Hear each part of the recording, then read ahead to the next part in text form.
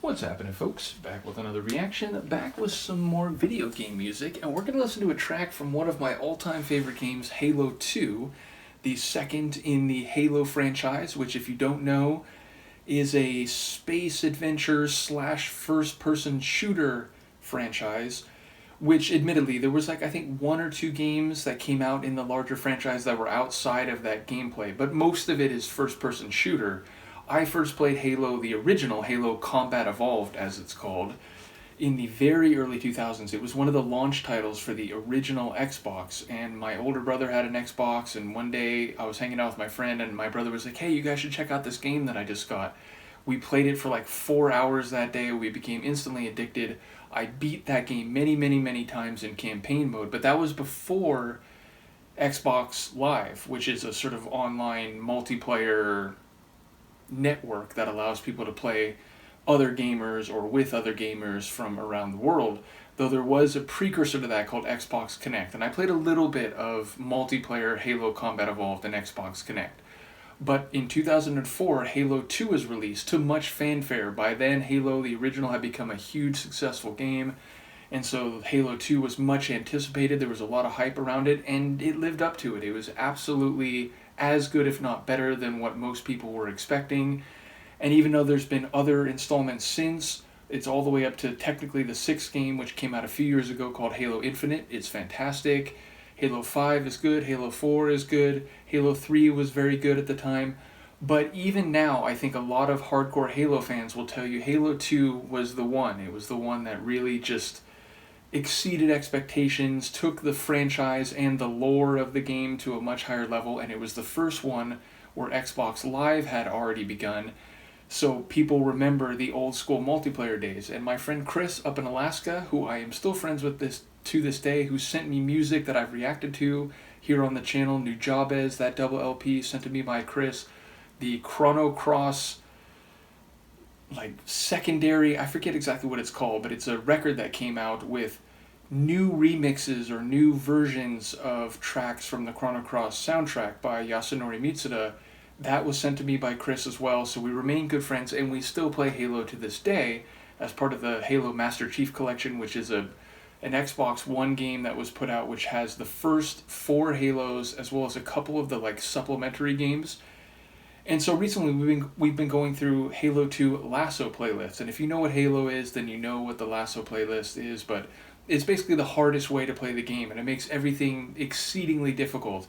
And we spent the last several months going through the different levels, and recently we got to the Gravemind level, where you eventually go to this place called High Charity, which is the headquarters or main planet-sized or at least moon-sized spaceship occupied by this collective of alien species known as the Covenant, and they're hostile toward humanity and Earth, and they're trying to activate these galactic weapons, which they have these quasi-religious ideas about. They think it will initiate a great journey which will allow all the members of these species to transition to some higher plane of reality, when in fact it will actually just kill all sentient species in this part of the galaxy. So your main character, the Master Chief, a space marine essentially, who has, genetic and biomechanical augmentations, you're tasked with protecting humanity and Earth, and by extension, stopping the Covenant from activating these weapons. And so, as part of the narrative of Halo 2, you end up on this spaceship / planet High Charity to foil what they are trying to do.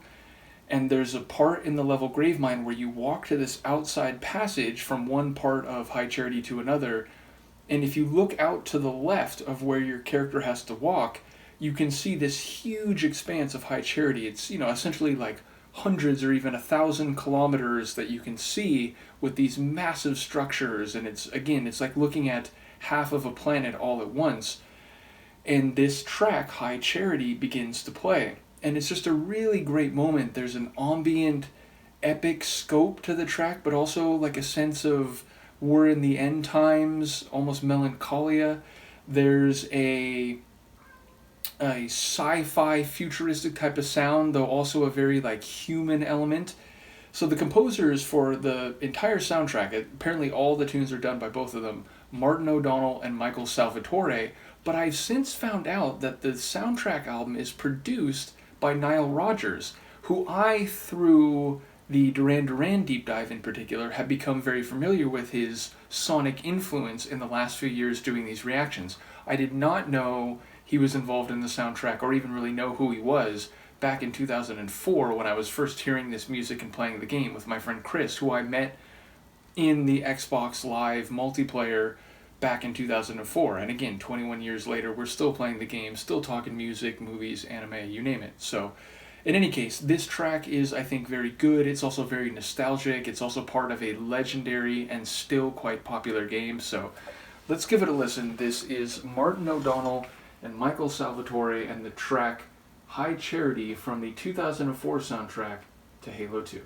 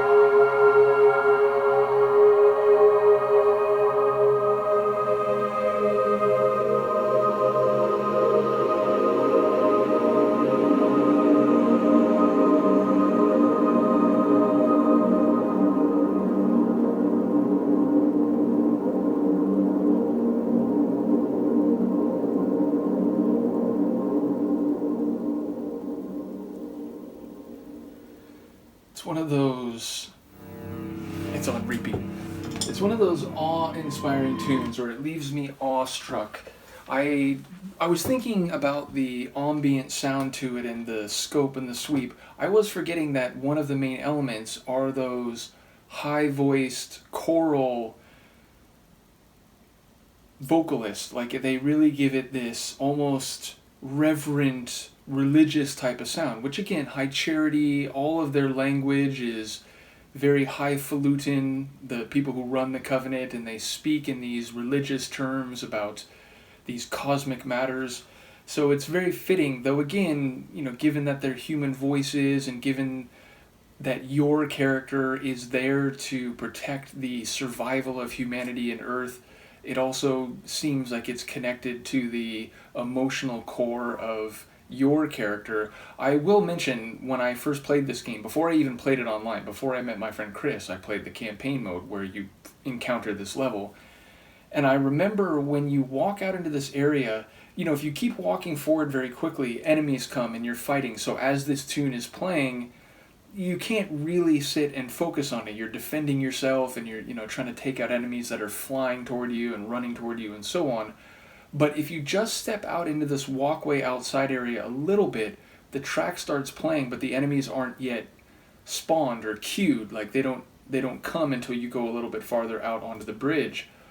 And so I remember very distinctly stepping out, and I started to hear the music, so I stopped, and it started playing, and I was like, wow, this is incredible. And I sort of looked to the left, with my character, and I was like, oh, damn, this is a pretty great shot. Now, fair to say, this is 2004 graphics, so, by comparison now, they look a bit more simplistic compared to modern games, but when they released the Master Chief Collection, which is now almost like a decade ago, I think, they did a mastered version of Halo 2, and they made the whole game look a lot better. So if you play it in the remastered, like Anniversary Edition it's called, it actually looks, just incredible to this very day. It doesn't look as old school, like early 2000s gaming as the original graphical interface of the game does. But whether you play it in the old version or the new version, it's this real dramatic sweep and scope. So I have this very nostalgic memory of the first time I played that level, really focusing in on this tune, and I was, immersed in the story of the game and so on. So yeah, it's a great track from an epic soundtrack produced by a legendary producer and part of the larger franchise that, remains a very heavyweight gaming franchise within the larger industry. So once again, shout out to Martin O'Donnell, Michael Salvatori, Nile Rodgers, my friend Chris, and anyone else who follows these gaming music reactions. Let me know what you think, and we'll see you next time. Peace.